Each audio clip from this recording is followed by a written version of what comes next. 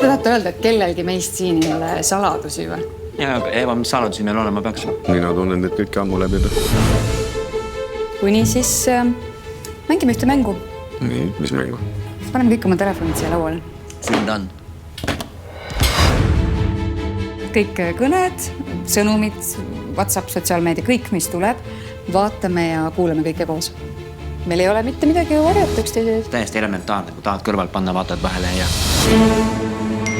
Ma tahan sinu keha. Ma ei tea, kallis, mul ei ole seda isegi numbrit. Kes sulle sellist sõnumit saada? Siin ta kähe kotist kondoomid. Mõtle, kui Roosiga selline asi juhtuks. Kallis, Roosi saab juunis 6-aastaseks.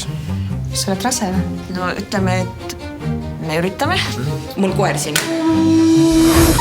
Vähemalt keegi siin lauas veel. Ma lasen endale uued tissid panna. Kas sa oled ju psühholoog? Mis siis? No, psühholoogid ei lase endale uusi tisse panna. Aga meid imelik tõesti. Saad aru, need telefonid, vaat need samad telefonid, me oleme kõik oma privaatsuse, kõik me oleme siia sisse pannud. Pane see telefon ära. Näeta, pane see kuradi telefon praegu meelest ära! Mäng. Mingi siis.